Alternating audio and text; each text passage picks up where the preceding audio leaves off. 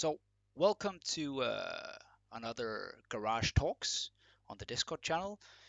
Today we have the absolute pleasure of welcoming Sean Sutter, who's the maker of Relic Blade, for a talk. And I haven't had anything to do with this one. This is all Weil from STF Wargaming Studio, who set it all up.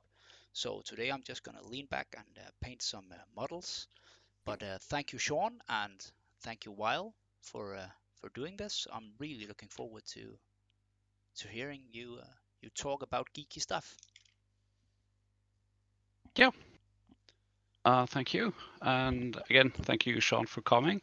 I want to start off talking a bit about where you are now. So you have your company, Metal King Studio, and you are listed on your socials. It says you are eccentric toy maker for Metal King Studio. Yep, that's the title I felt best described me these days. Yeah, and I'm gonna. And I think that fits well because you make some incredible toys. For those in the chat, you can see one of Sean's portraits in the chat. So I just want to make sure people know what Metal King Studio is and let's say how big or how small it is, rather. Because it's a one-man operation. Yeah, I started Metal King Studio back in 2015, I think. Started doing it full time. I was drawing comic books at the time, and then sort of transitioned into making miniatures and learning to sculpt and starting my own business. I come from more of a fine art background, so I always imagined that I would have a studio practice. I'd be an artist. I'd be producing art and selling it directly to people or through galleries or whatever. And so that sort of mentality of just having your own studio practice, your own business, was very natural for me as a choice. So when I started making miniatures and making more hobby stuff, it just naturally grew into running my own business right away. And it's sort of funny. I feel like if I had come at it thinking I would start a miniatures business, I would have had a bunch of different expectations about how I would do it. But because I was already independent artist, it just made sense for, if the thing I'm making is miniatures, then that's the only change, rather than expecting myself to I don't know, grow a whole business in the form of, like, I don't know, Corvus Belli or Games Workshop or Privateer Press or something, because my imagination wasn't that big. I just was like ready to be making art. And so I've been doing that for 5 years. I've run, I think, is it 5 Kickstarters? It might be. Yes. And it's been awesome, just like really being able to make miniature games, because that's like my main hobby and the thing I like the most. So it makes sense for my art to really focus on that. And it's been really, really fabulous, growing the business and being able to just make fun games for a living. Yeah, because you do like almost everything. Yeah, that's right. Yeah, I do the game design, I do the sculpture and illustration, and then I also do all of the like running of the business. So I ship the orders, I manage the website, I do the graphic design and the book design and all of that stuff. So it's like it's a lot to do, but I feel like my background in my art degree really prepared me to have to take on everything from, website design to taxes, everything in between. Yeah. So that's kind of bit where the company is now. Yeah. Yeah, we can touch on that from Søren. So you do this full time as a job? Yeah, that's right. And I have since 2015. I did I've done other jobs in the art world, but in 2015 I sort of took a break from taking freelance work and from working in galleries and showing fine art in galleries and everything. Stopped doing all of that stuff and focused just on this business. So before you, let's say, became an artist, like growing up, did you have an interest in wargaming, or I guess toys, or what led you to Metal King Studios? Like, how did I get into the hobby at all? Is that the question? Yeah. My brother was really into tabletop RPGs, so like mostly D&D and Rifts. But then at some point I was really into toys when I was a kid. I still am, but I was really into toys, and then I went and like my brother was playing at a hobby store like in the back room, and while I was waiting for him, I saw some space orcs and some fantasy guys with little like plastic banners and stuff, or no, the sticker banners, and it totally blew my mind. I couldn't believe it. So I think that was it for me. It was just like seeing that there were these awesome toys and like but like really detailed miniatures, and so I got into it just like out of sheer determination. I didn't have any friends that played it. Probably for the first, I don't know, 5 years of being collecting Warhammer, I had never played a game. So how old were you? Oh, I think I finally, well, like I got a few miniatures here and there, but I finally like bought a Warhammer set. I think it was the 6th edition starter set with Orcs and Empire for Warhammer Fantasy when I was like 14. So I've been at it for a while. I guess I'm 35 now, so whatever that is. 20 years, right? Yeah. I'm really good at math. But what did you stick with Warhammer, or that's a good question. Yeah, so I played Warhammer Fantasy. So I finally met some other people that were into it, and they wanted to play 40K, so I played some 40K. But it wasn't until more recently, actually, like closer to starting my business, where I switched and started playing War Machine.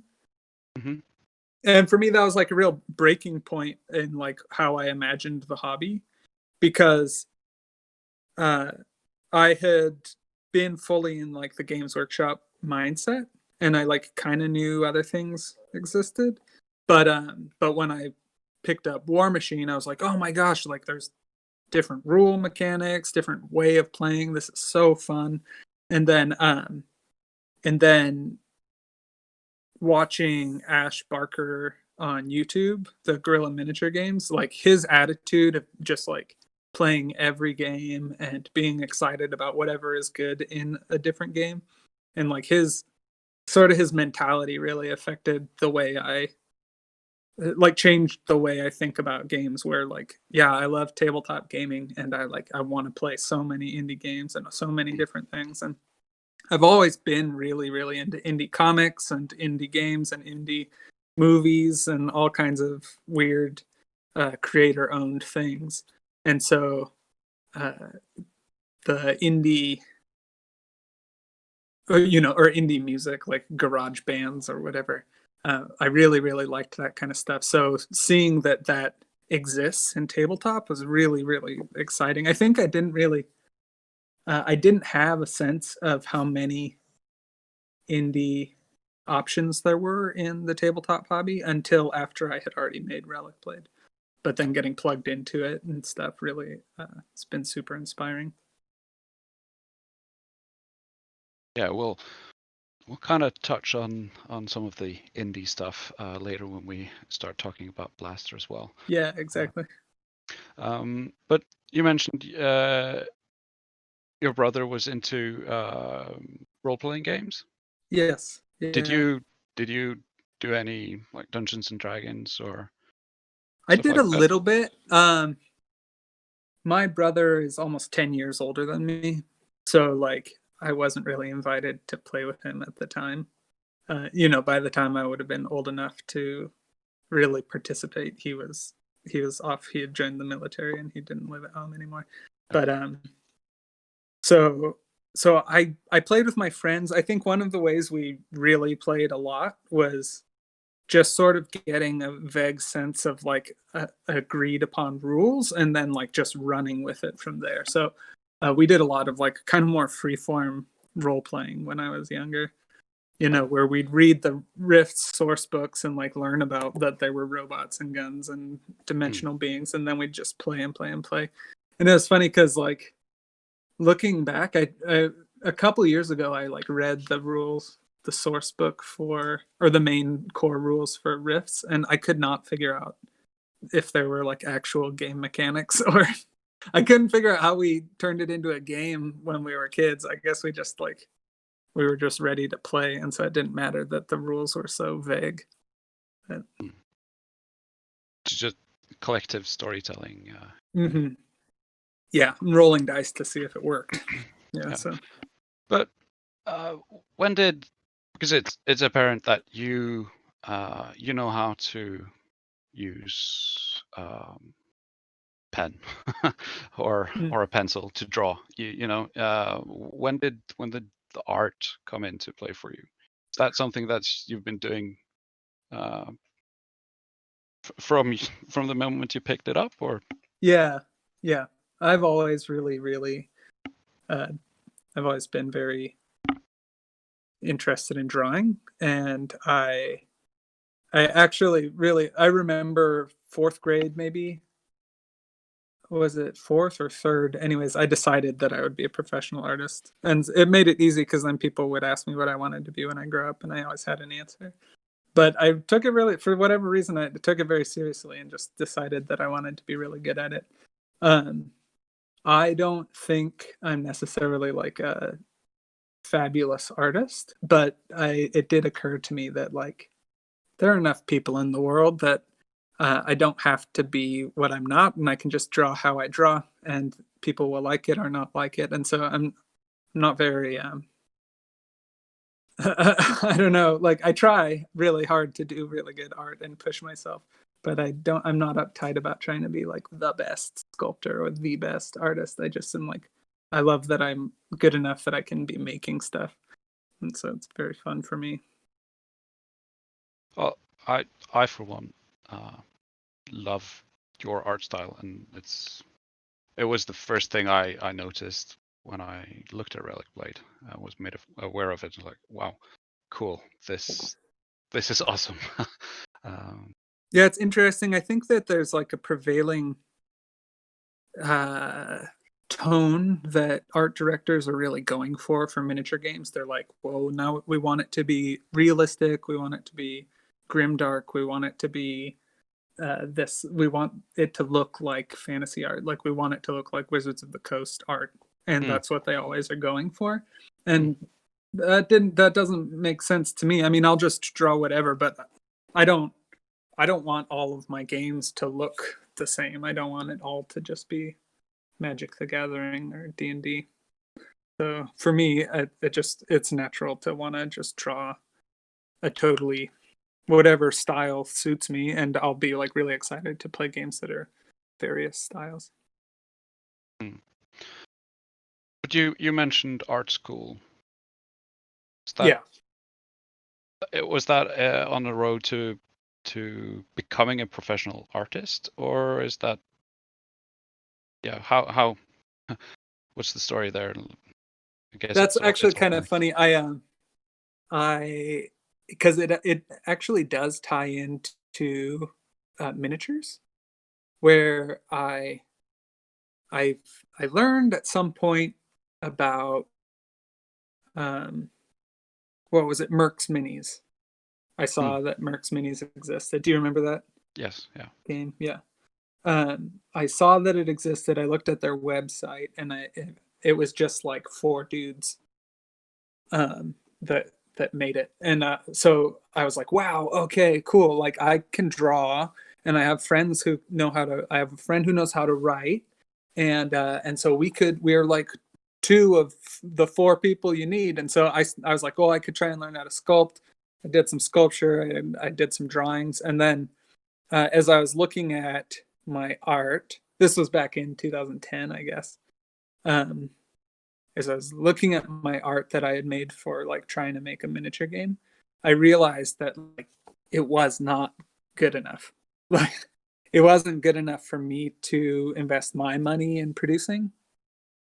And so that was when I really decided to um, go to school and try and just get better at art. Mm. And that was right around then. My wife and I were expecting. So um, instead of going to like a good like or a formal art school, I went to a state college and got into the art program there, which actually worked out really well because it equipped me not with just like specific, because I was like, I want to be a 2D artist. I'll just do illustration. But at the state college, they really forced me to expand my horizons and take lots of web design and graphic design and professional practices and sculpture and all kinds of classes. And so even though it was all traditional stuff, like I was actually sculpting with clay and wax and bronze, that it really equipped me to be able to have a whole business and cover a whole business rather than just being focused on knowing how to render an illustration. Yeah, because there's a lot more that goes into running a successful like art business than just creating the art, isn't there? Yeah. Like I had a class that covered fundraising or applying for grants, which funny enough is essentially what Kickstarter is. The grant money is the people, and you have to put together a proposal, tell them what you're going to do with the money, and then they approve it or not. But it's crowdsourced, so it really connected to like my grant writing class, from college. And they also covered how to do taxes as a independent artist and all of this stuff. So yeah, the school was really really valuable for me, even though it wasn't exactly what I expected art school was going to be.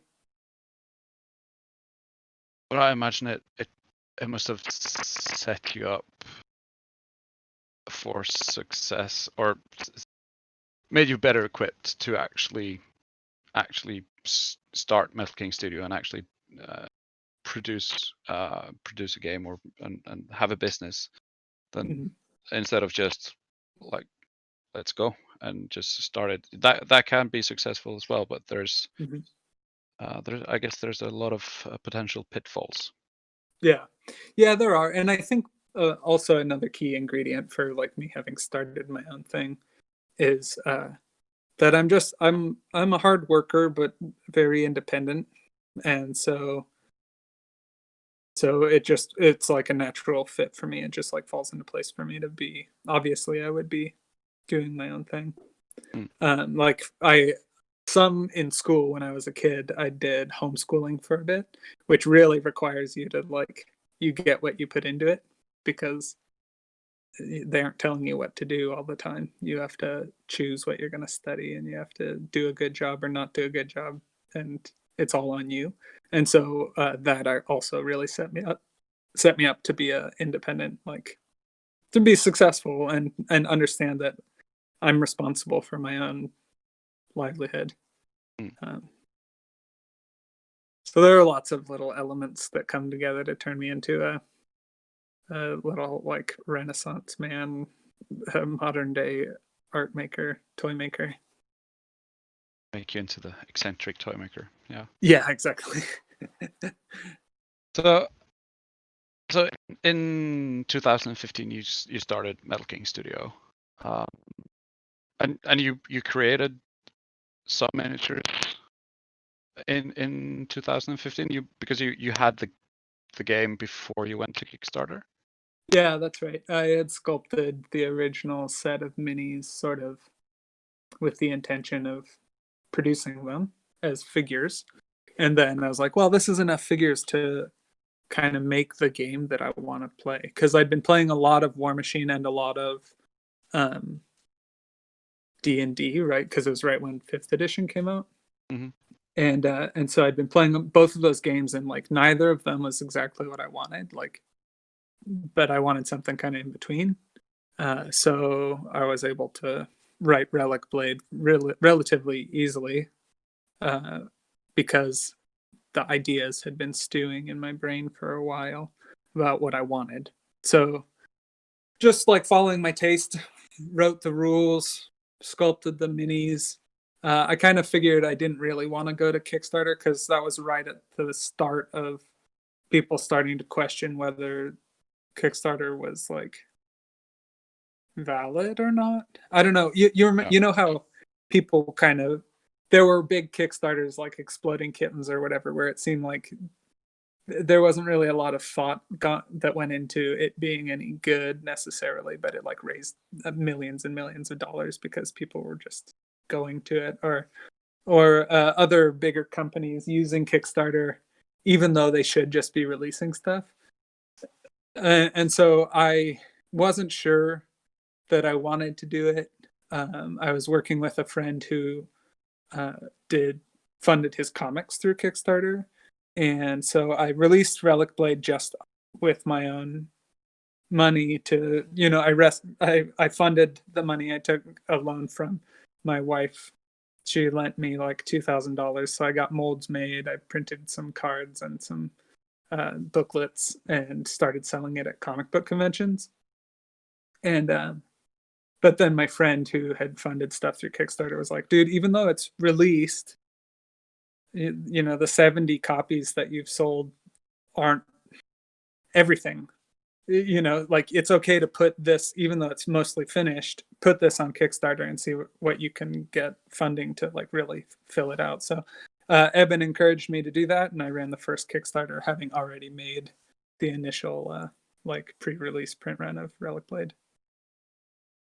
Before we go into more about like what you did for the first Kickstarters, and I've had a look at all the different Kickstarters, and kind of looked at the involvement, and I want to put some pictures and stuff in the chat. But first, let's talk a bit about the game Relic Blade.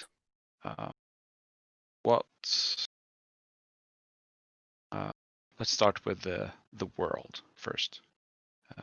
What is the world of Relic Blade? I think I can talk about it specifically, or I can talk about it like sort of high level designer information. But the seeds of it are wanting to create a world that like invites people to wonder what kind of adventure there is in the world. So like to like look in the distance at the hills and like imagine like what kind of tombs and dungeons and monsters lie just beyond the horizon. So I've been relatively light on lore with it because I wanted to just present enough that people felt a sense of presence and that it exists, and then let them explore it from there. So I really wanted to invite players to bring the world to life, similar to how at least I play Dungeons and Dragons, where it's like, yeah, I've got a core book, but I don't really like play through the like the whatever they're called, the supplements that they put out that are like specific settings. Anyways, so all that to say, Relic Blade takes place in a apocalyptic fantasy world. It's a dark age where and a high age of magic has been destroyed, and there are like separate surviving groups and kingdoms all across the world. But essentially, the factions of humans and elves and all of the people that are surviving in these cities are besieged by the wild world as it's being like reclaimed by nature and savage magic and ancient gods and everything. So the world is really, really close to the end. But the ruins of the ancient world hold magic items and relic blades and potential where it's rather than big armies running around battling other big armies, like kind of, Lord of the Rings, it's not the armies of men versus the armies of orcs. It's more like there are no more armies, and it's just the adventurers going into the ruins where these ancient battles happened to try and reclaim what little power they can get to contest against the fate of the world and try and survive. Oh, hold on one second.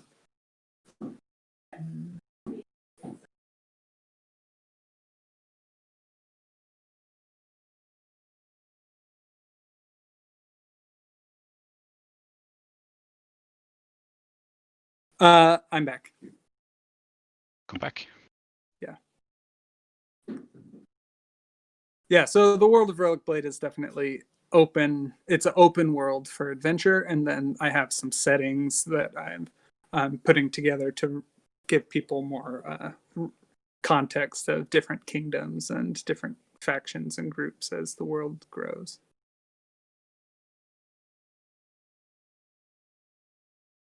So you mentioned it's not the armies of men versus the army of orcs.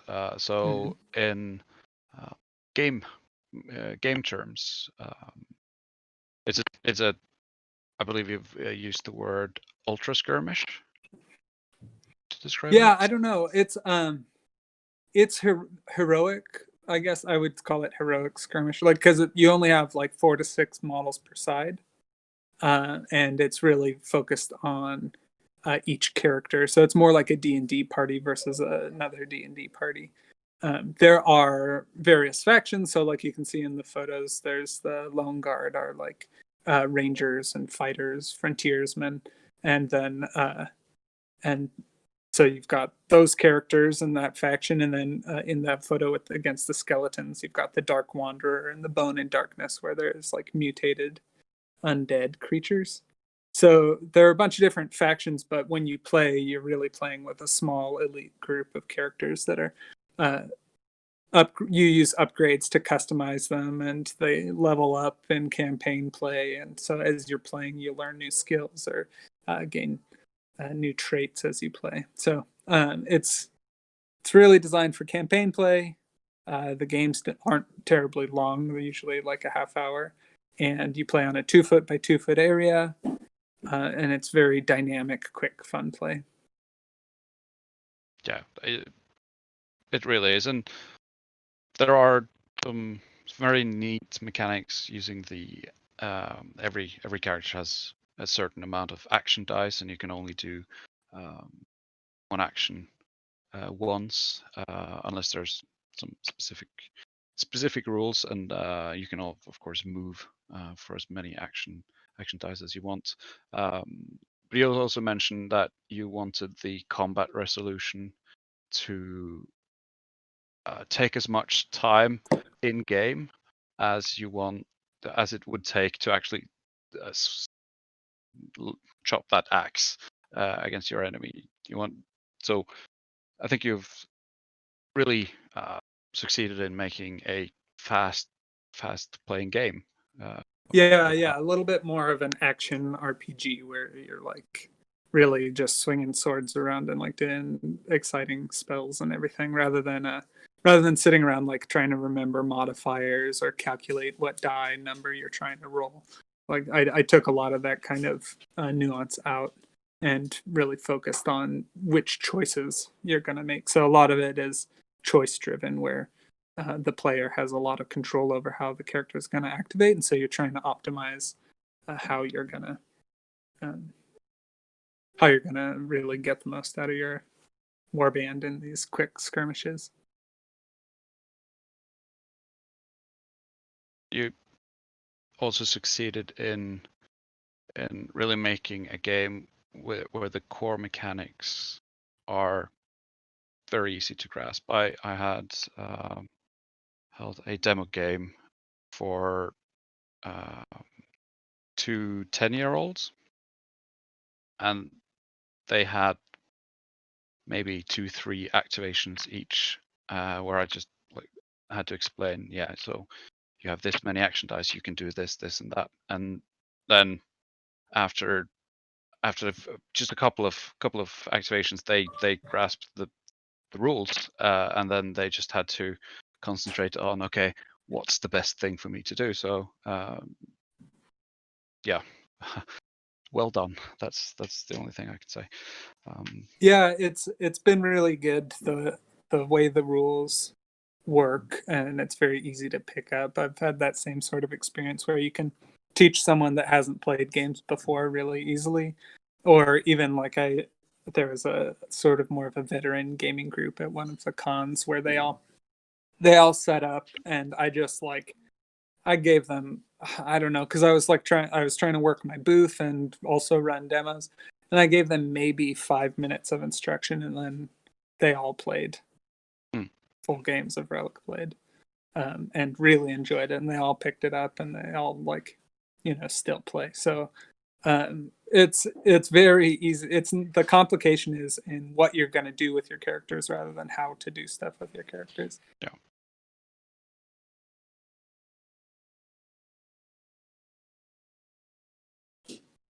Yeah, if there's anything you want to ask about like game mechanics or anything, just put it in the chat now. I'm really I have been playing Relic Blade for last 5 years, so I can't remember if there's anything we haven't mentioned. But it's a great game, and it didn't start with the campaign system. That came a bit later.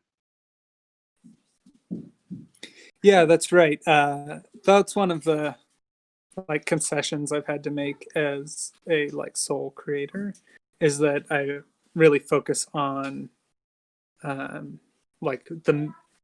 doing things one step at a time, and doing the making what I can rather than trying to just have it spring out fully formed.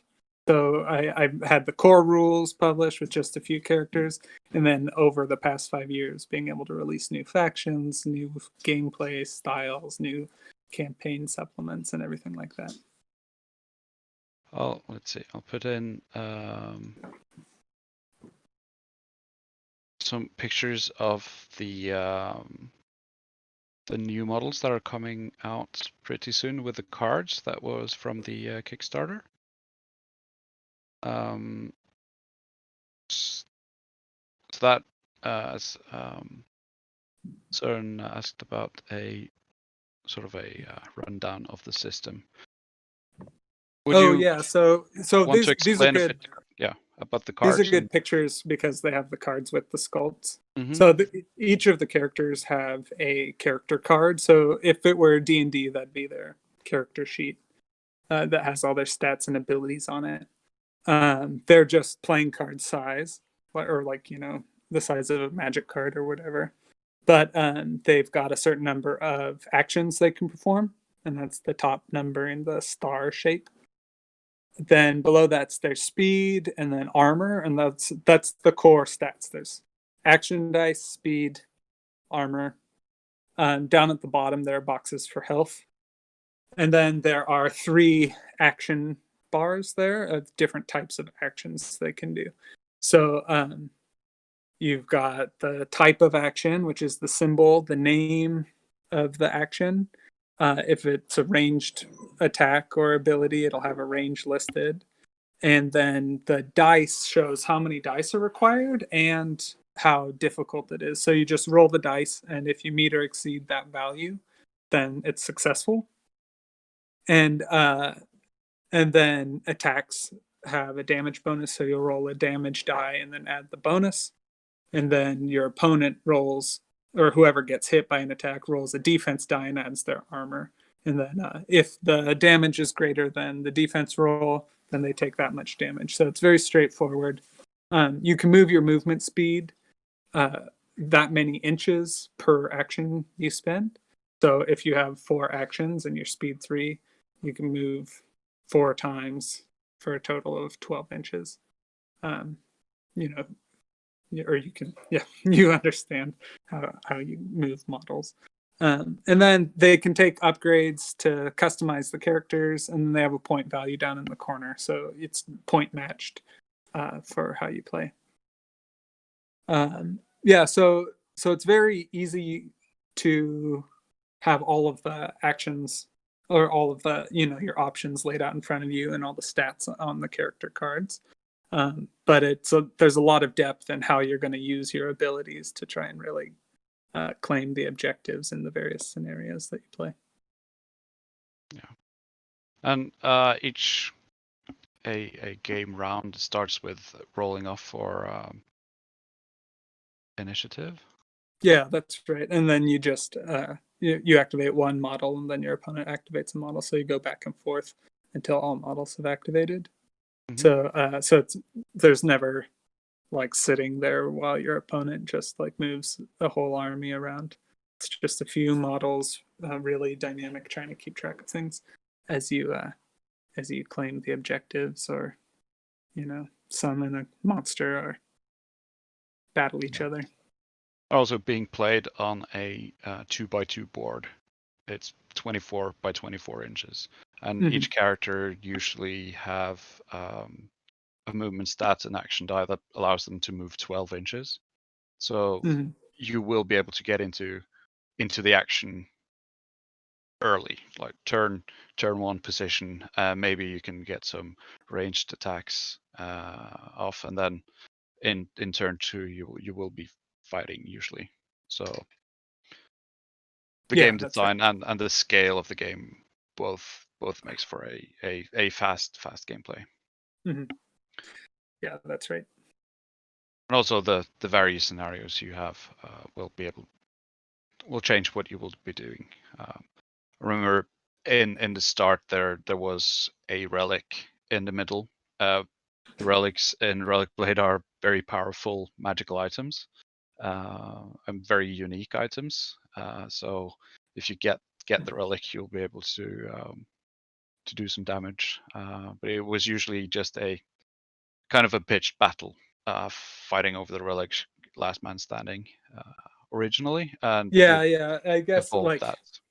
I had thought about it as if if you were playing a video game, it's just the like battle royale mode where you just show up and you play a quick game, and that's it. Yeah. But then I'd always wanted to do campaign because I really liked Mordheim, and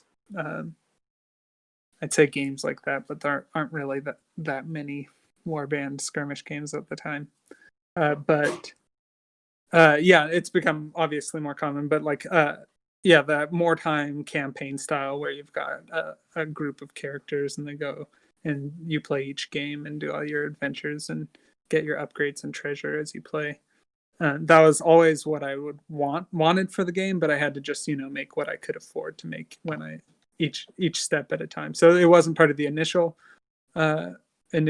release, but it came in the second Kickstarter. I was able to release a campaign, and then just this year, was it? Did the new book come out this year? Yeah, it did. I had to reprint the rule book, and so I went in there and like revised things and cleaned up the layout and was able to release. I call it a second edition, but really it's just like a second printing run with patches and updates and new content and stuff. So, because it's really more of a living game, and that I have new characters and new releases coming on a fairly regular schedule, and and lots of fun that way. So the game continues to grow from where it started.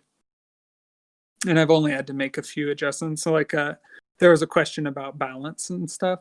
I've made a few minor tweaks over time, like and when it's time to reprint a card, I'll make a character less expensive or make minor changes. But for the most part, the game is very well balanced without having to do very much. Yeah, I haven't had to worry too much about that. There are a couple of abilities that are like quite good, a strategy that's quite good, but nothing that is game breaking. I mean, it's always possible, but hopefully you're playing with people that are down to just have fun. Yeah, I think you can, if you want, you can break the game or break any game really. It's as you say, your opponent and that you're there with the same expectation of having a fun game. Mm-hmm. It's I don't think this is the type of game that you play win at all cost. Yeah, but I mean, I've played before, you know, like against really good players, and been like, all right, this is it. I'm gonna do my best and like really, I'm gonna win. Yeah. And had like really good games and game design wise, you know, once something's published, I don't really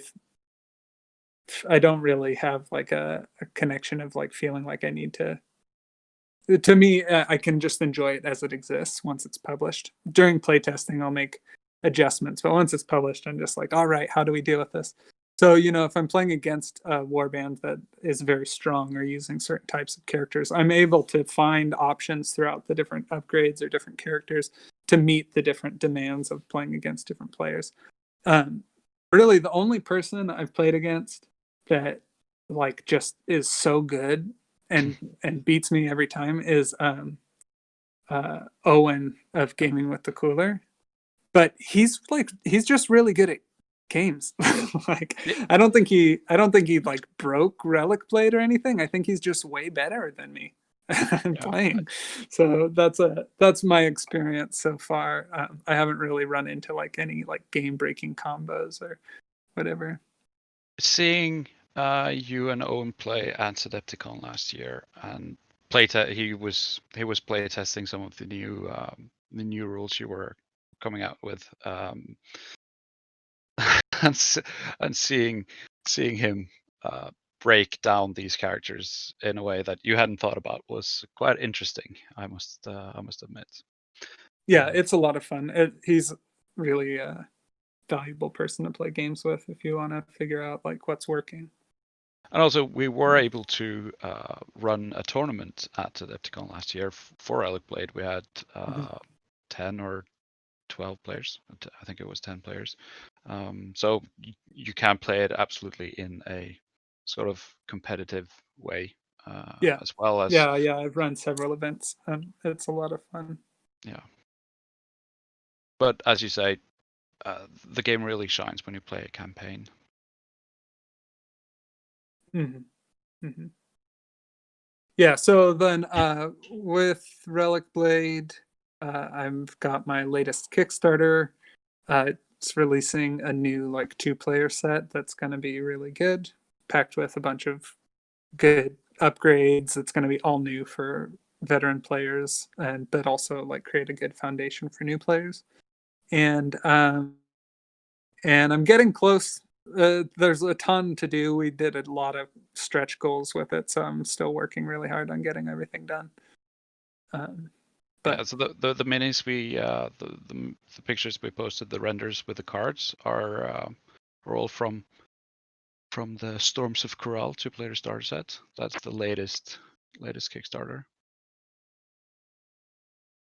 I have some pictures as well. But in 2016, you had the first Kickstarter for the original 2-player starter set. Yeah, that's right. With the pigs and the with the knight and thief and the cleric. That in the latest Kickstarter now that you had this year, you also was able for stretch goals to make new sculpts of those first miniatures. Yeah, that's right. Yeah, at least I did the thief, cleric, and knight. I resculpted those. The pigs are still the original pigs, and the druid's still the original druid sculpt. But yeah, I wanted to revisit those. The thief ended up after many years, the mold's sort of getting a little bit ragged, so I made multiple new molds of those characters, but I wanted to sculpt them using my updated techniques and style that I've developed over the past 5 years or so. So that was really fun. And with the new 2-player starter, rather than focusing on just 2 factions, it's 1 character from each of the 8 main factions of the game. And so that way each character represents the play style of that faction, and then each of those characters would plug into the faction set for their respective groups. And so I think it's going to be a really good way for new players to get a sense of the whole game and have a really fun warband right out of the box, and then also be able to grow your collection into a specific theme that you like from that initial set. And as you say, factions, it's kind of more sub factions, as there are 2 main factions in the game. There are the advocates, or the good guys, as I like to call them, and the adversaries, or more the bad guys. But each of those have more themed sub factions within them. Yeah, exactly. The factions are really just maybe more story driven rather than game mechanics driven, where if any good guy will work with any other good guy, and bad guys with any other bad guy. But if you want to play in theme, they do work well together to have a warband of pigs or all rangers or whatever. So also, if anyone's been wondering, I've forgotten to mention the scale of the miniatures are 28 millimeters. Yeah, they're a little taller than historic miniatures, but that's just how fantasy models are these days. They aren't giant like Age of Sigmar models. But your sculpting or your art, your artwork translates really well into your sculpting as well. So you can tell that this sculpt is actually done by Sean, along with the artwork. Mm-hmm. Yeah, there's a nice unity between them. What is your influence for the art? Let's see. That's a good question. It's developed over time into a world that exists in my imagination. I would say that I generally don't do a lot of I don't have orcs and stuff, so I don't have all the traditional fantasy races in there, but more lots of animal creatures, kind of like Ninja Turtles style, with pigs and iguanas and sharks and stuff. For whatever reason, I really dig that. So, but art style wise, it's Relic Blade at this point, where I just go for it and sort of exists in my own imagination. Yeah, it's not that it doesn't. It's obviously nothing I make is outside or exists outside of. What am I trying to say? I'm trying to say that obviously I'm influenced. I'm in the context of fantasy, but there isn't a particular setting that I think is super Relic Bladey. It's a fun fantasy adventure setting that I haven't quite connected to or found a thing that's particularly super influenced Relic Blade.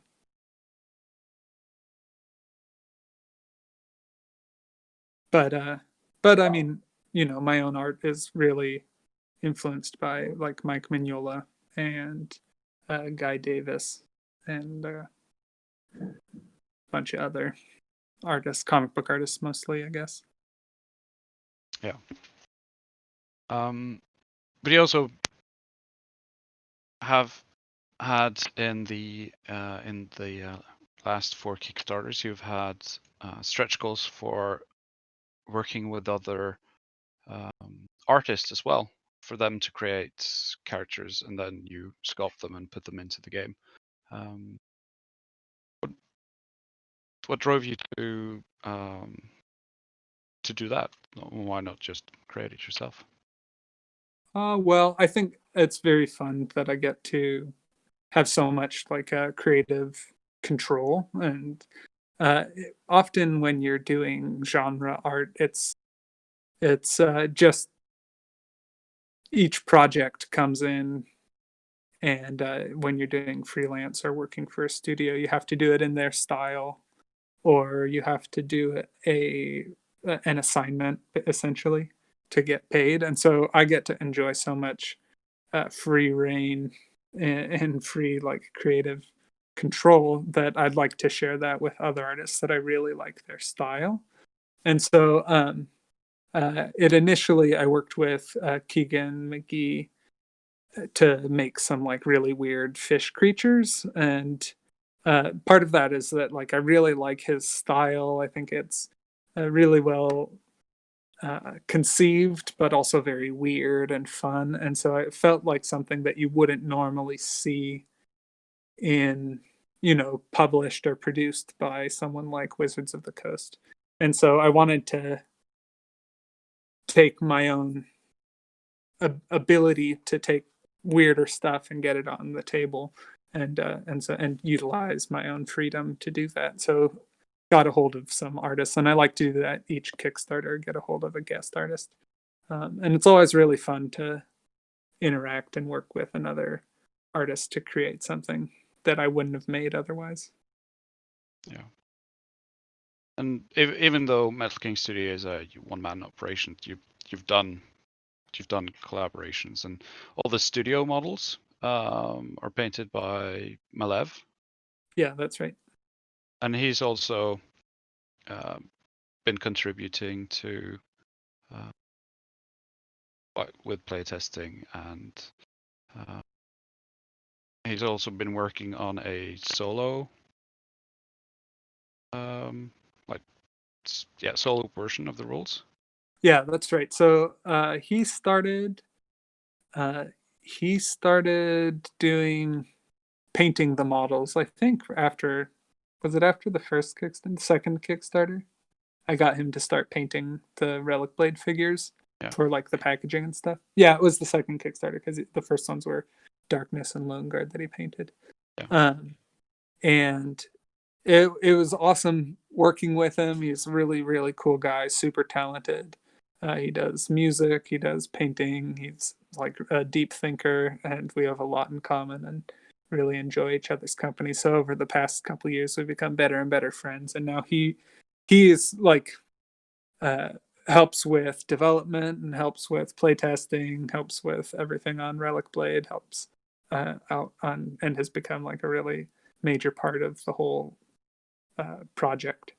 So that's been really awesome to have someone that I can like really regularly bounce ideas off of, and that also he encourages me and gets me developing all kinds of stuff that I might not have done otherwise.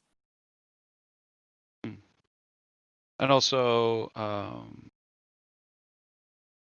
he's in the chat now, actually. Mats.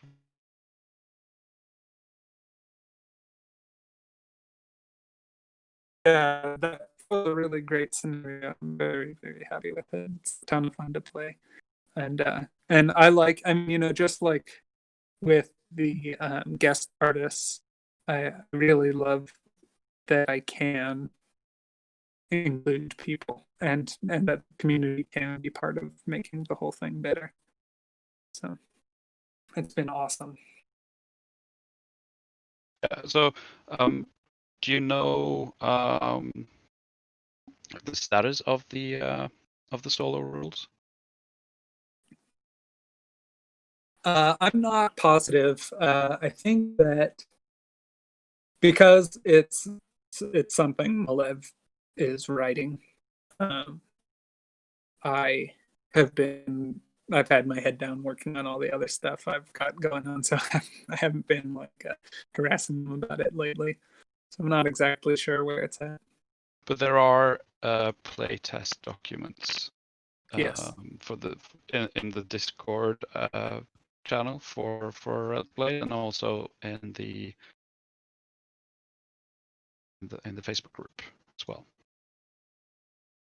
So you can check those out. Yeah, the core mechanics for solo play have been developed for a while now, and then are being refined.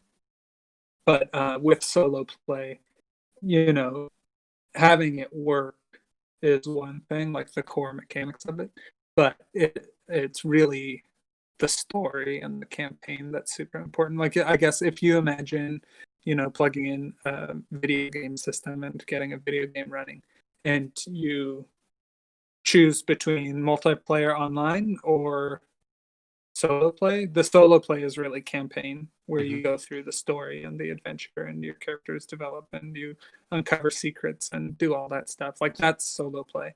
It's not multiplayer against bots. So it's under development, but it's also really got to be story driven and really give people a good experience of adventure. Just like if you booted up a video game, or booted up Warcraft 3 and you played solo, it's really about the campaign.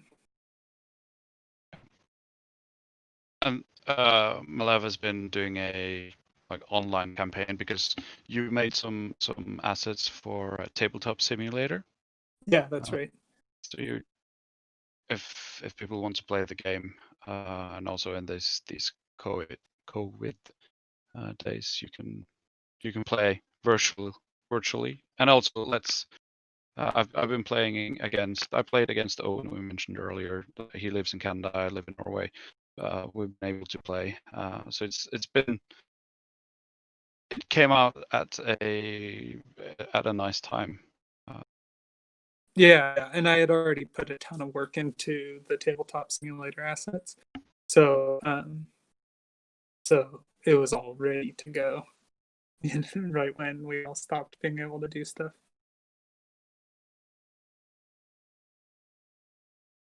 Yeah, and also for collaborations,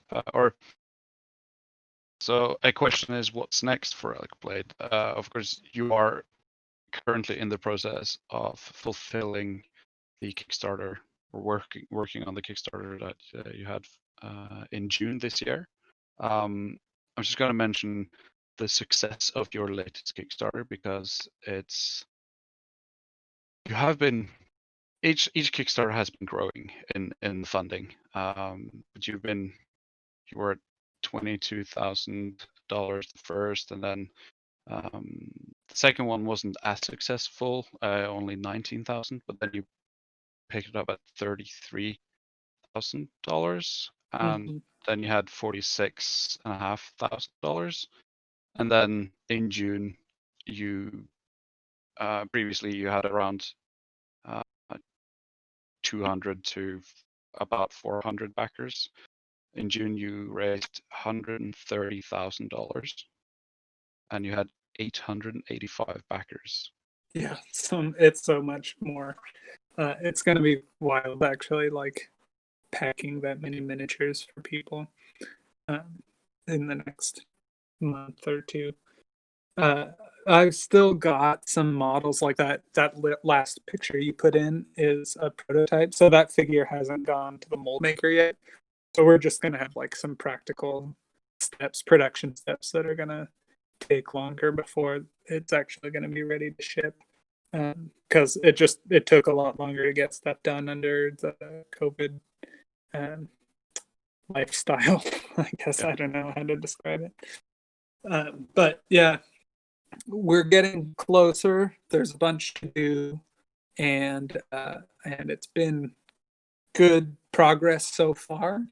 I do expect that the Kickstarter will be delayed, but there's going to be it's the largest Relic Blade release I've ever done, all at once. It's also the largest Kickstarter I've ever done, as far as the number of individual backers and obviously the amount raised.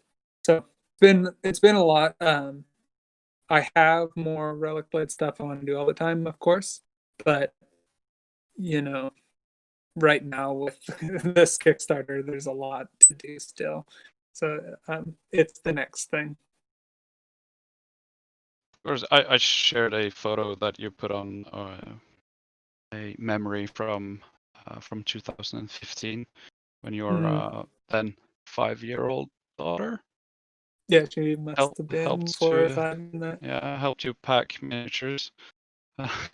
And so it's also kind of a family business, even though it's you that runs the day-to-day.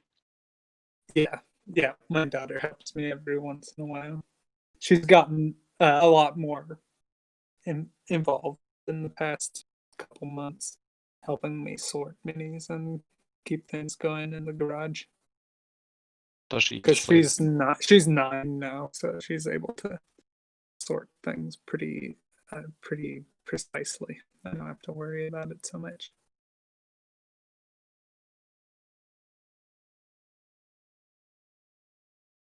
Yeah. So I originally started this line of thought with what's next for Relic Blade. But do you have any plans like after the fulfillment?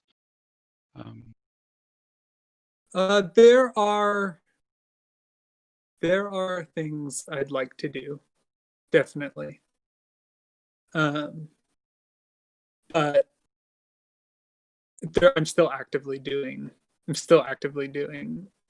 this wave of Relic Blade releases. So I don't have a what's next yet, except for with the Blaster anthology. I've been working on various projects through that. So we've got in the next couple weeks a new game launching that I worked on in collaboration with Mike Hutchinson, who wrote Gaslands.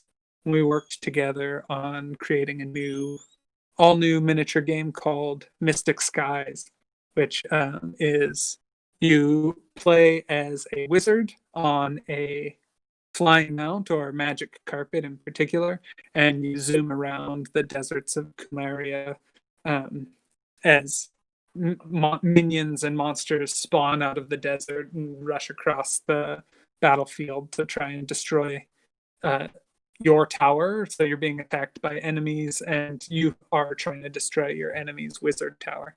So it's 2 players. You're zooming around the battlefield. You use Gaslands templates to fly around.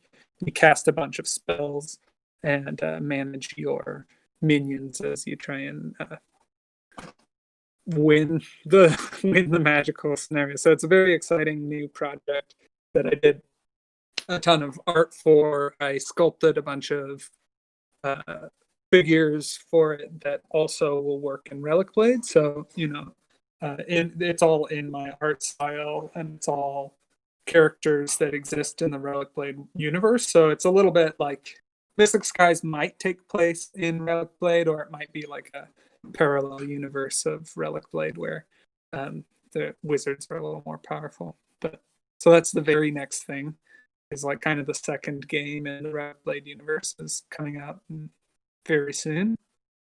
And then that's for volume 2, and then volume 3, it's no secret that I've been developing and writing a new miniature war game that is for use with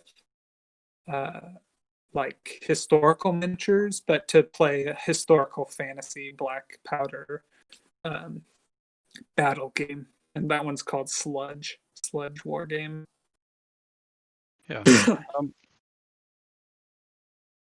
So of course, Mystic Skies was a collaboration with Mike, but what inspired you to make Sludge?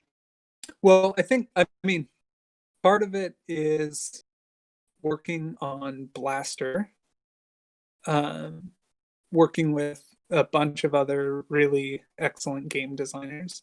I wanted to explore my voice as a game designer, um, in something that wasn't Relic Blade, in a way. Like, I can design Relic Blade, sure, but like, what's next, or what else would I like to do? And so with Sludge, I really wanted to play a war game. I've enjoyed other games, like I really like Saga, but it's not exactly what I want. And I really like uh, what are some other ones that I've tried? Kings of War, or obviously Warhammer, or various games, and none of them are really exactly what I wanted. Or like, Black Powder is another one where it's like, it's cool, you've got armies, but it's so uptight about how you paint the epaulets on your French or Russian soul, and Russians shouldn't be fighting against these guys because those hats are from this year and they wouldn't have been fighting against Austrians then, or like, whatever. It's kind of like the things that get caught up with historical sort of like bum me out, where it's like, I want to play something fun. I want to play something brutal. And so with Sludge, I just wanted to um, dive in and write a new war game. Initially, I had planned on sculpting a whole new range of miniatures. I wanted to do 15 millimeters so I could fit multiple figures on each base, so that you could have like a 40 millimeter base with several figures on it. But then I noticed that, like, Perry Miniatures has a bunch of the best plastics on the market, and so I could write a game that's really designed specifically to use historical miniatures that already exist, but in a fantasy context. And that really got me excited and gave me permission to like write the game without feeling like I had to manage inventory on multiple nations that knew metal miniatures. And But yeah, there's it, a lot to it, but I'm excited about it. and it allows the players to be creative and make their own kit bashes and Mhm. get out the cool Yeah, stuff exactly. themselves. Yeah, and I've been doing a lot more like world building flavors, because I finished the rules essentially, and so now I'm going back in to like write a lot of the lore, and that's what I've been working on this week, is like writing lore and flavor text for Sludge. And as I've been doing that, I'm in getting excited to like make even more different armies and more different nations, as I crack open the like mystery of like what the setting's really like. There are also playtest rules for Sludge in the Metal King Studio Discord. Yeah, and a tabletop simulator mod for it, so that players can throw down armies right away and test some of the rules. Because there are a few game mechanics that I've been playing with through lockdown, like gore. I wanted to make a kind of more of a horror genre battle game where like the dead bodies on the battlefield are actually like a game state. And so there are rules that kind of really have benefited from playtesting. Also, it's a kind of whole different beast with a mass combat game compared to Yeah. Relic Blade skirmish. So that will Yeah, be exactly. Yeah, but it still really plays like a skirmish game, in that it's fast play and brutal and pretty exciting, and you activate one unit at a time back and forth, just like Relic Blade. So it's not a slow plotting historical war game that maybe a lot of us have played before. it's definitely a game to my taste, which is really the point. We've had some questions with the turnip hashtag. Oh gosh, yeah. If you want to touch on that, or I don't want to go into too much detail, but basically, like with Sludge, I used the hashtag turnip28 because there were people making miniatures that like would fit with that game, and and the creator of Turnip got really offended, and so I stopped using that hashtag. That's basically the beginning and end of it, but it is a little bit of a funny, sore topic because I haven't really been.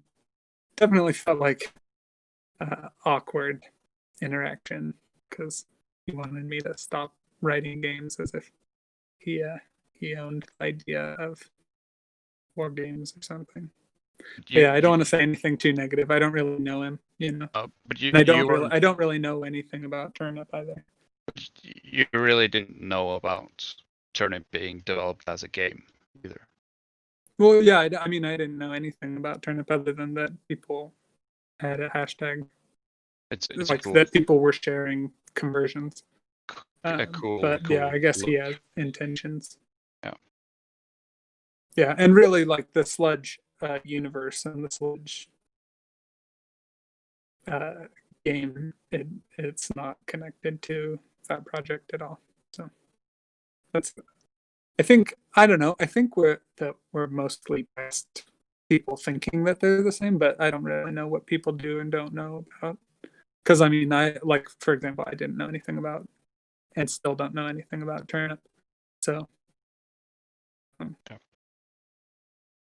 I think that answered it. Yeah, we've had a question. Will we ever see a Starblade or Relic blaster? I think that it's likely that it won't be what people necessarily expect.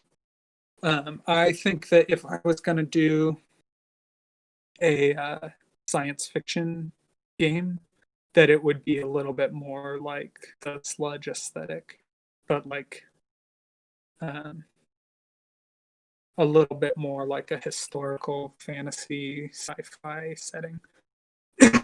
Yeah, I have ideas, but it wouldn't be the same tone as Relic Blade necessarily. Maybe it would. I don't know. I don't have plans for it right now.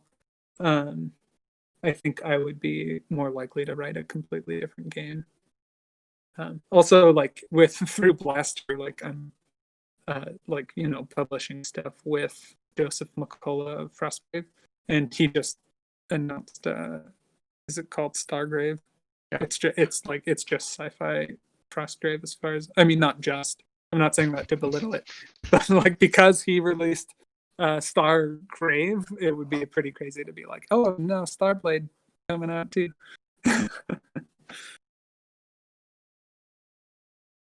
So I don't know. It's not likely, but it would be fun to do that. That's kind of the I'm not sure if drawback is the is the right word, but being a one-man operation, there's only so much of Sean to go around. Like you won't be able to develop too much at the time. You won't be able to create stories, art, game design, and new sculpts and pack all the orders for a huge amount of stuff at the same time. Yeah, that's one reason why Sludge is my second game that will be published as like a solo project. But it's designed for using historical miniatures, is because that way I can produce and write it, and the product is essentially a book and game aids and maybe campaign supplements and things like that over time, but that it would not involve a whole range of miniatures, at least for this one. Although at the same time, like it's well within my capacity to write a cool sci-fi style Relic Blade game and hire sculptors and have like my friends at Black Site Studio do all of the publishing and fulfillment and everything for it. So I have ways to leverage my like creative community to make more than just one game. Hmm.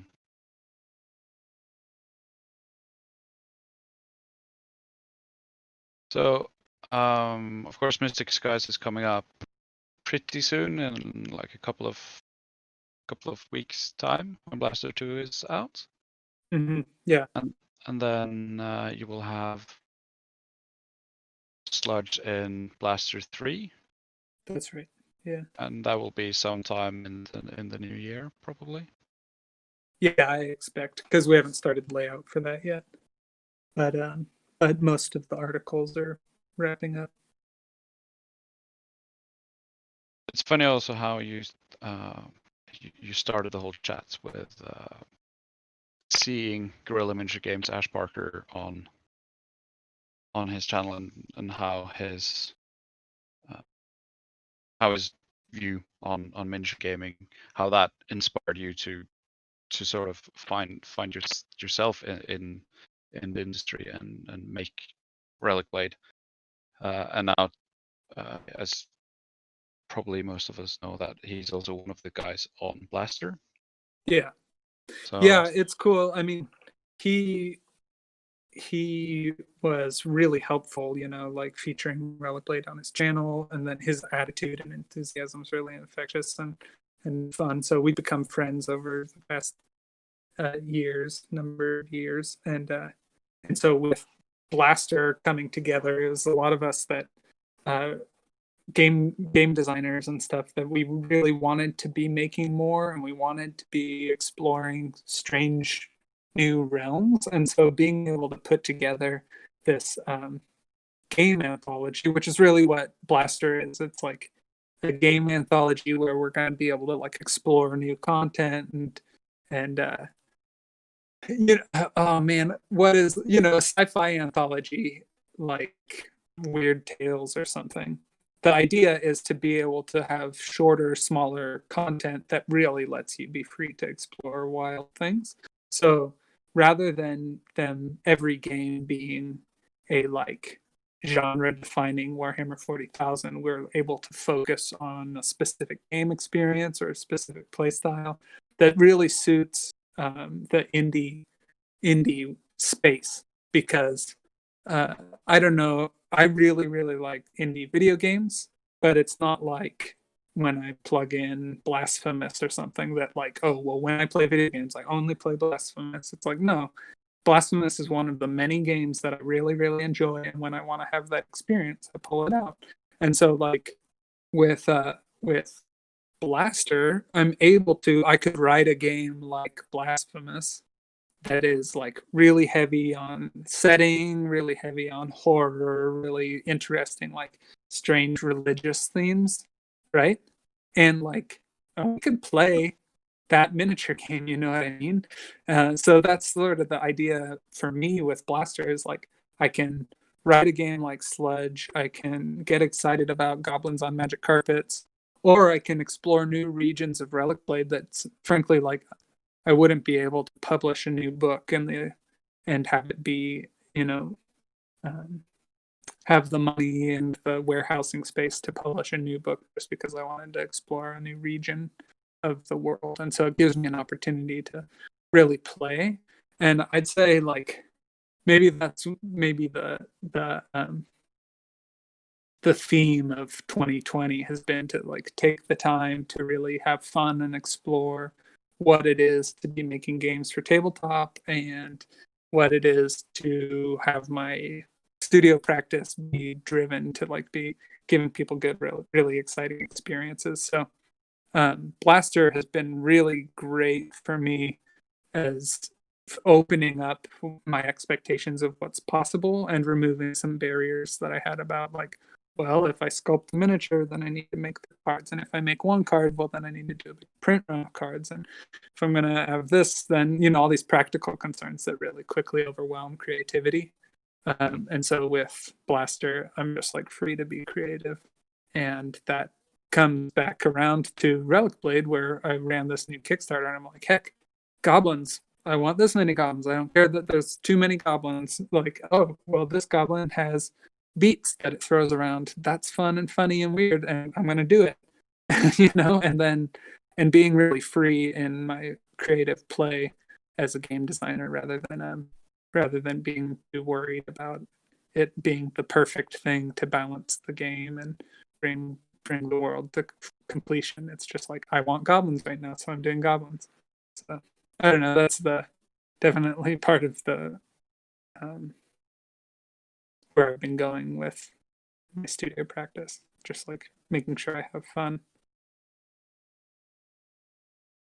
I guess having fun breeds creativity as well. Søren asks, how has Blaster been doing from your point of view? I think the issue 1 sales were really good, but I guess like that was, I read his question and that was sort of tied into what I was saying. Is like, for me, the biggest thing has been like, it's so freeing, creatively freeing to just be like exploring. So like being like, I could write a whole new game. And actually I wrote a game between issue 1 and like right at lockdown, I wrote a game called Atonement, and that one's like, maybe I'd like to publish that someday. But like, yeah, there's a whole bunch of creativity that like I'm being like overwhelmed, and meeting each week with other game designers, we're able to like really riff off each other and get excited about what we're making. So I think the success of Blaster will pick up and will be awesome, and people will start to look at their miniature collection differently, and will start to look at the Blaster anthology, as they are able to collect it, as a selection of exciting games that they have. Maybe on your Steam account is the way you'd have it on for video games, but that it's like there's a bunch of different good games out there, and like we'll have spaceship games, we'll have battle games, we'll have robot games, we'll have magic monster games, we'll have summoning demon games, we'll have all kinds of exciting games throughout. So I'm very excited about it. Yeah, it was a great looking product, and there was a lot of cool stuff in there, and the fact that you are also bringing out whole new games, and instead of being like, you only get Relic Blade.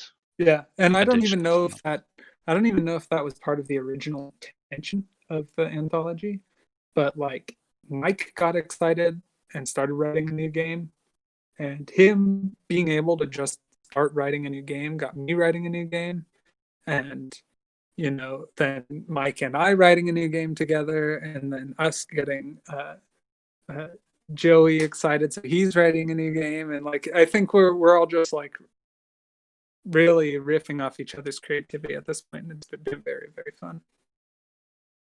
Yeah, I'm looking forward to seeing the continuation of Blaster. Yeah, it's fun because I have a deeper view of where things are going, because like I've seen Volume 2, and so like to me it's a very, very beautifully designed, fleshed out, amazing project. And but I also realized that only issue 1 has been published yet, so you'll see the vast expanse and glory that will be Blaster going into the future, and once you get a taste of Volume 2.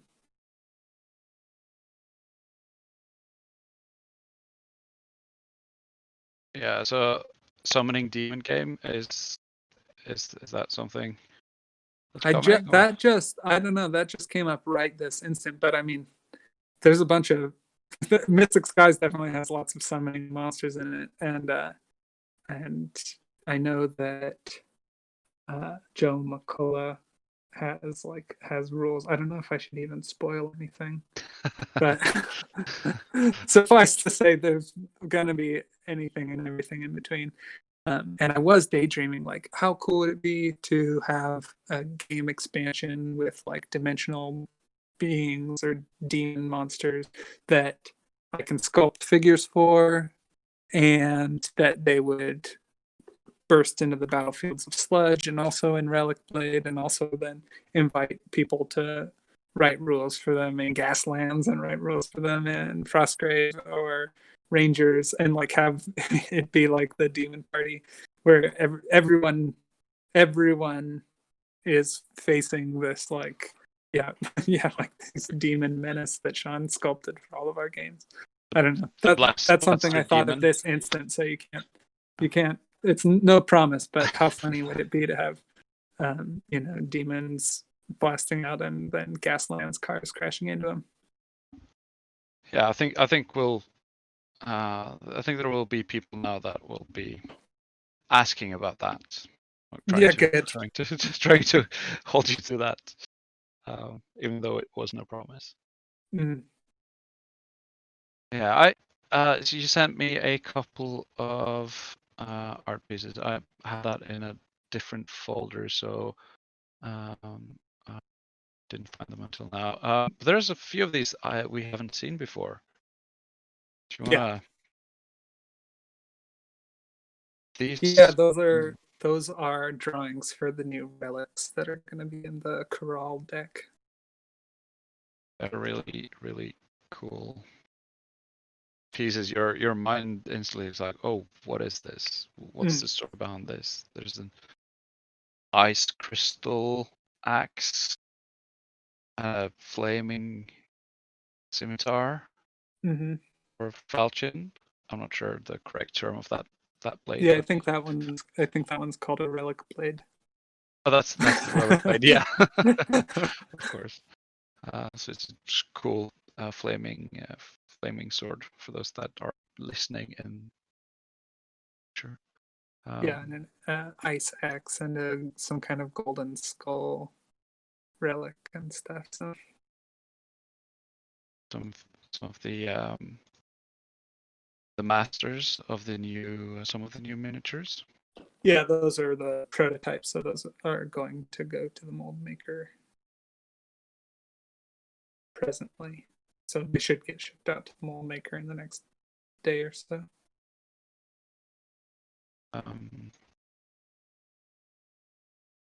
I shared, this is sort of a funny story. You see the cleric, the like dragonborn character with a big hammer, and she's got her foot up on like a tombstone.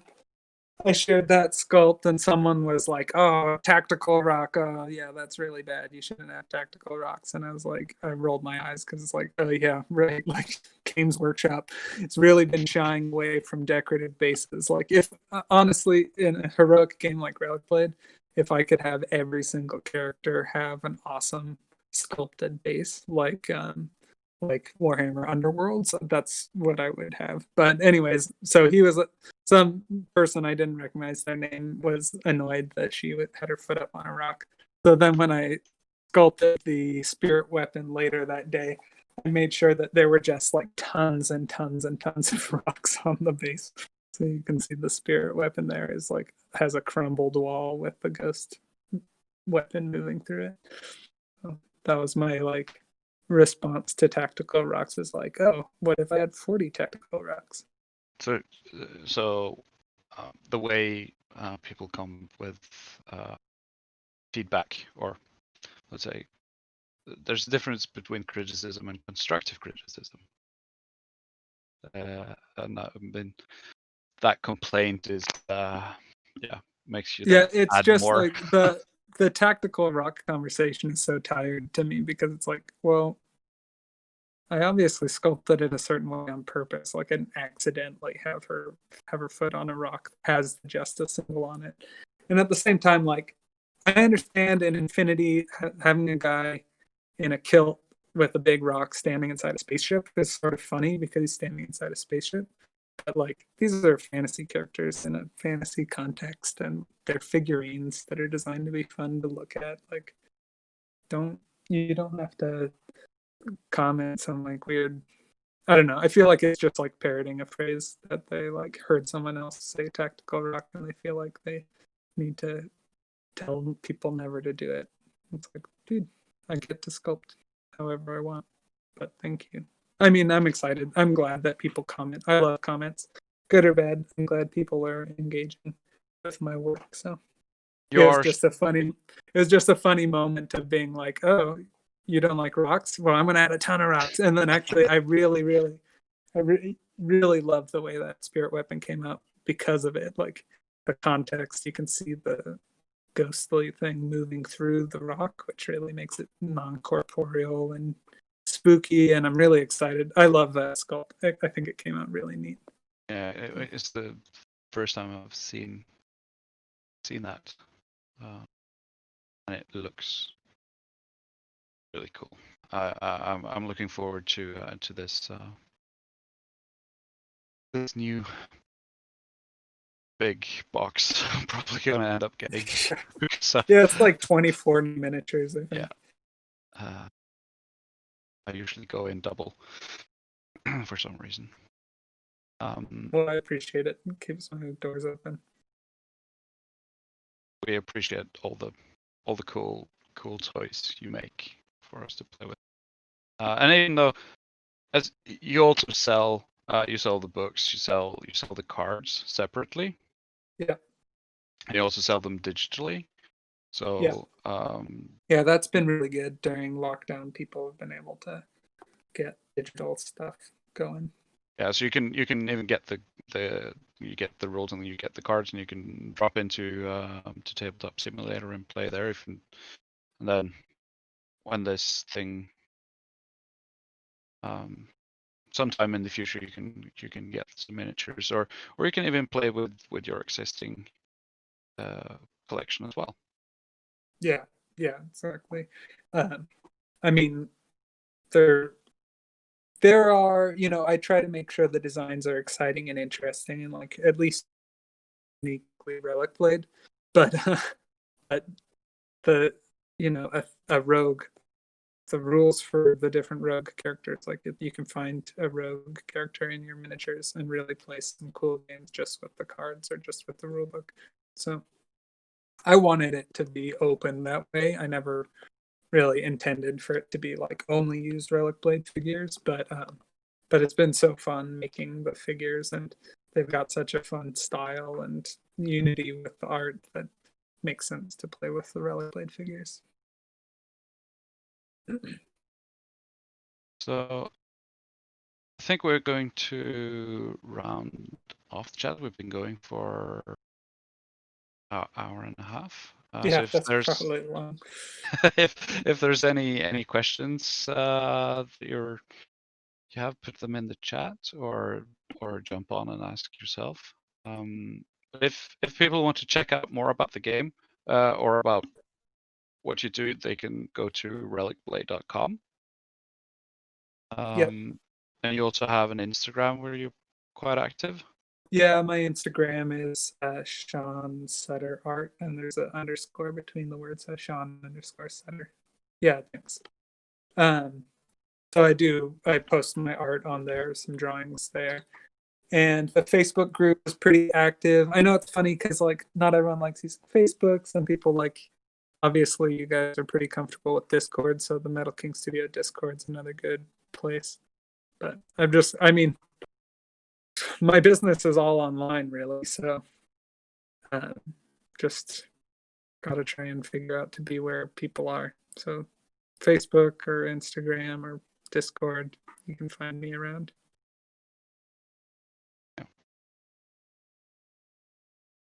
There doesn't look to be any questions really. Can't really. I've probably forgotten. I've probably thought about a lot I've wanted to touch upon that I've forgotten. I think you covered it pretty well there a while. Oh, Yeah. Torben has a quick one. But while he's typing, again, thanks for joining us. Oh, will there be some conversion bits for Sludge? Yeah, I have some that are already sculpted. I have to decide exactly how I want to produce them, if I'll just have them be available as downloads for people to 3D print, or if I'll get like resin casts made. I haven't decided yet, but I'll try and have like a good range um, of heads or arms or whatever available for when the game publishes, so that people can like really feel like they're connecting, tying their historical miniatures into the more unique world of Sludge. And it's been an interesting uh, exercise because I'm sculpting for a historical scale, which is quite different from the heroic scale that I'm used to working in. It's been very fun. And Oh, we've Blaster 2, we're just waiting for the drive-through RPG approval process to get all sorted. So I do expect it in the next week or two. But yeah, we're just gonna, when it's ready, we'll hit publish and tell everyone. So I don't have an exact date because of the peculiarities of uh, print on demand.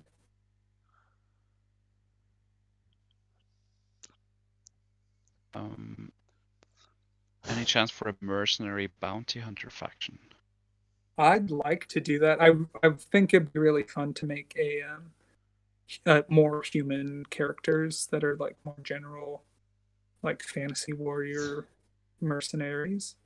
Um, I really want to do that. I'd like to do that. I have um, there are 4 bad guy factions, 4 good guy factions, and then there's the neutral dwarves. There's the neutral goblins that are coming out with this Kickstarter. And then there's that one Lotus Bladesong character. So the Lotus would be a 3rd neutral faction. And then I think for the 4th neutral faction, I'd really like to do humans. And there are also concept, maybe the bounty hunter already from the Justice faction could transition into a more neutral. Yeah, more like practical, low fantasy breastplates and swords and crossbows and cool I think there ballots. there's a legend, Warden of Justice, that could kind of fit in that as well. Yeah. The character Weil in there. Yeah. Yeah, no, Warden of Justice wouldn't be neutral. But the character could probably, he could change. Oh, okay. I'll Character keep that in progression. mind. Some named Lyle could brandish the sword. Because for some of the Kickstarters, Sean has offered to make your characters, the backers' characters, into legendary characters in Relic Blade, and I have 2 of those. One of my old World of Warcraft characters, so I put kind of forced gnomes into the world. Yeah, you did. All the cool gnome, well, the battlesmith, and also it was really cool for the 3rd Kickstarter when we got the hashtag Wuggy for stretch goal. So, and had you sculpt the legend I had you make into an actual character, which is really, really cool. Yeah. I'm starting to geek out now, so I think well, I'm gonna. We're all about geeking. Yes. Again, thank you, Sean, for taking time to join us here and talk about your projects. I'll be seeking out a Relic Blade demo when all this COVID hell is fizzling out, because I haven't played the game yet, but I want to try it now. And while thanks for preparing this, you're obviously been preparing a lot of questions and photos, and we'll make sure to get those photos uploaded for the podcast. So thanks for joining us. I really appreciate it. My pleasure. Thanks for having me.